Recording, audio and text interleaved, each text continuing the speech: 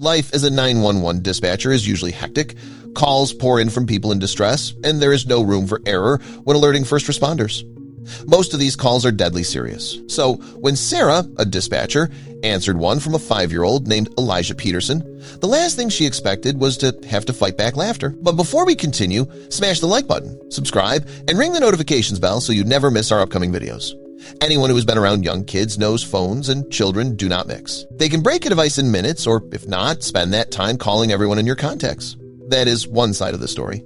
The other is the typical high-pressure shift of a 911 dispatcher. And while Sarah was trained to handle almost any emergency imaginable, this particular call tested her composure in a very different way. While Sarah was on the line with young Elijah, her co-workers quickly noticed something was different. Between what she was saying into the headset and her stifled chuckles, it was obvious this was not a typical 911 call. Luckily, all calls are recorded, so when it was over, she played it back for everyone who found it hilarious. Earlier that day, Elijah's dad had tucked him into bed for his afternoon nap, promising to cook his favorite meal while he slept.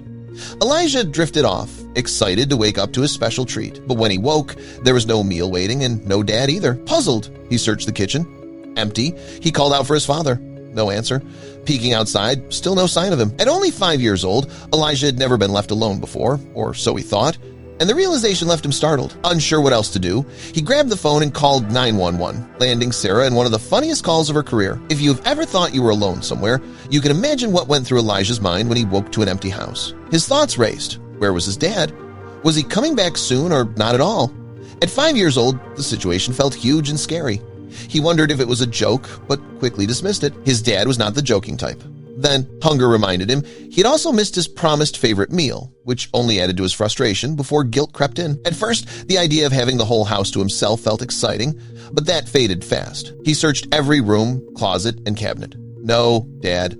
Tears followed as he began to fear no one would come for him. Eventually, Elijah started thinking of a plan. He considered going to the neighbor's house, but the locked door stopped him. Calling for help seemed like the next best option. If only he knew who to call. He did not know anyone's number by heart, and he had never even used a phone before. Luckily, he did remember one number his parents had taught him. He remembered that his mom had taught him a really short number and that he could call it if he ever felt like he was in danger or if there was an emergency. The number was 911, and he made his way toward the home phone. In his mind, this was the biggest emergency he had ever been faced with, and he did not even know for sure that his dad was okay. Elijah grabbed the phone from the wall and he dialed 911. The person on the other end would end up being Sarah. On the day that Elijah called Sarah, the operators had only taken a couple of calls. It was slow that day, which was a good thing. That meant that there were not a lot of people in trouble. Sarah and her coworkers passed the time by talking with one another and sharing stories. Little did they know, they were about to see a great story unfold right before their eyes. While keeping an eye on the phones and monitors, the dispatch team stayed alert for incoming calls. Most callers were adults, but when a child phoned 911, it usually meant something serious. When Sarah answered Elijah's call, she immediately heard the distress in his voice. Her first priority was to calm him enough to understand the situation. As a trained dispatcher, she knew young children could either dial 911 by accident or be calling because the adults around them could not. She needed to determine which it was, and fast, so she could alert the right responders. Gently, she began gathering details, asking about his father. Elijah's description made it clear this was no ordinary emergency report. Not long after she managed to get Elijah to calm down, she began to figure out just what kind of situation she was dealing with. Elijah started asking Sarah all kinds of different questions, like if there was a law against promising someone chicken nuggets and not following through. He asked her if she arrests people through the phone and all kinds of random questions you might imagine a toddler to ask. Between trying not to laugh and fielding some of Elijah's questions, Sarah managed to get him to tell her about what had happened that evening leading up to his call. Although Elijah was not in immediate danger, Sarah stayed on the line to make sure it stayed that way. She dispatched an officer to check on him and kept him calm until they arrived. Elijah's curiosity soon turned the lighthearted call into something even more entertaining, revealing unexpected details that amused Sarah and her coworkers. The officers reached the house quickly, and thanks to Elijah's ability to give his address, they confirmed he was safe. Some states have laws against leaving young children home alone, and while it was not clear if that applied here, the situation still raised concerns. As police checked the home, Elijah kept chatting with Sarah, sharing quirky details that made her nearly laugh out loud. Still, the unanswered question remained, where were his parents? The officers could not wait forever, and if no one returned soon, they would have to take Elijah to the station. Despite the light tone of the call, his decision to reach out for help had been the right one. Luckily, it turned out that Elijah had been great in providing Sarah with all kinds of details about his father that she could use in her hunt for his identity. Using Elijah's father's name and his colorful, oddly specific descriptions, Sarah quickly tracked down his Facebook profile. What had been a lighthearted call took a more somber turn as she scrolled through the posts. It became clear that Elijah's parents had been going through a messy public divorce for several months. The arguments and tension likely played out in front of him, and his humorous nicknames for his dad now seemed like a child's way of coping with stress at home. While the divorce provided some context, it did not explain why Elijah had been left alone for so long. Whatever had pulled his father away had to be important, but the reason remained a mystery, one that kept officers in dispatch wondering what they might uncover next. The more Sarah looked through the Facebook post, the more she found referring to the breakup. Elijah's father had posted nearly everything about the breakup on social media, and he did not seem to care who saw what he posted. Even worse, he said some not-so-nice things about the whole situation, and even some posts that seemed to be aimed at young Elijah.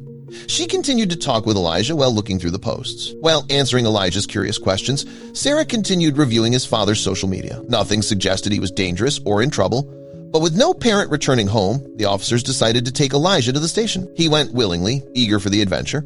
Sarah felt reassured knowing he would be safe with the police, but still wanted to meet him there in case he became lonely or the officers needed details from her. Her manager allowed her to leave early, so she copied the call recording and headed to the station. By the time she arrived, police had been trying unsuccessfully to reach Elijah's father, and contacting his mother was proving equally difficult. After hearing about the divorce posts Sarah found online, they decided to focus on reaching her first. At this point, contacting the father seemed like an impossible task. The officers were also a bit curious as to why Sarah decided to come all the way down to the station. After giving the officers a copy of the call recording, Sarah made her way through the station to find Elijah. He was the only child there, sitting with a child protection worker who leaned forward, listening closely as he spoke. Sarah stayed back so as not to interrupt, but when Elijah noticed her, he ran over to greet her enthusiastically. They chatted for a moment, allowing her to confirm he was still calm and comfortable. Before long, his attention drifted elsewhere, and he wandered to a corner to flip through a book.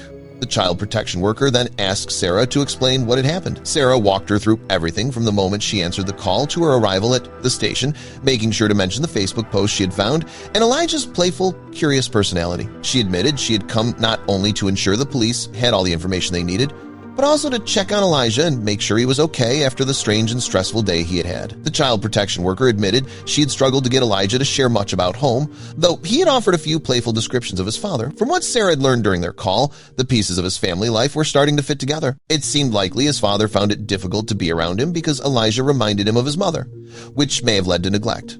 Even at his young age, Elijah appeared to understand he was not always wanted. Unable to be playful or silly when his father was present, he saved his humor for when he was away, often turning it into teasing remarks as a way to cope. The more Sarah and the caseworker tried to reassure him, the more his jokes carried a trace of sadness. Elijah also seemed unusually at ease, being alone at the station, which made sense when they learned he was an only child. He even mentioned that waking up alone at home had not bothered him at first, a telling sign of how accustomed he might be to isolation. The woman from Child Protection asked if Elijah wished if he had someone to talk to at home, and Elijah replied that he would like to have someone to talk to at home. The more the two learned about Elijah's home life, the more concerned they got. Apparently, Elijah's father completely ignored his son to the point that Elijah started talking to himself and even pretending that he was talking to his dad and his dad was talking back. He would promise himself that he would take Elijah to Disneyland and fix him chicken nuggets.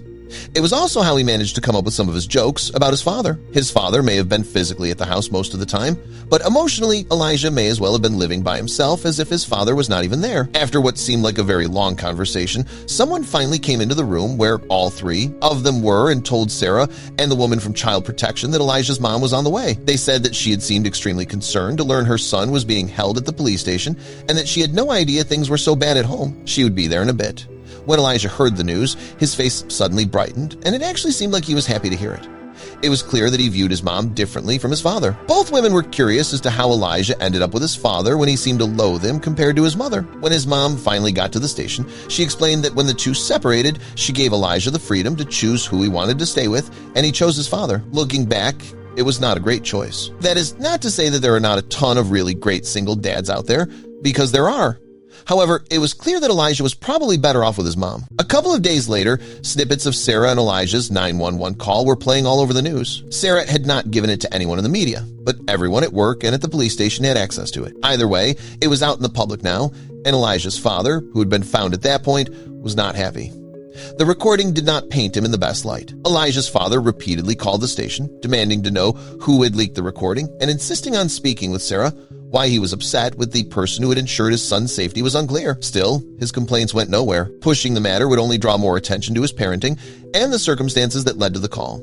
Eventually, he dropped the issue. By then, Elijah was living with his mother full-time with no chance of being left alone again. The divorce had taken a toll on the whole family, but Elijah had borne the brunt of it. Fortunately, his 911 call brought the issue to light before things could get worse. What began as a frightening moment ended with him in a safer home with someone who could give him the attention and care he needed. Thank you so much for watching. If you enjoyed the story, please do not forget to leave a like, subscribe, and ring the notifications bell so you never miss amazing tales like this one.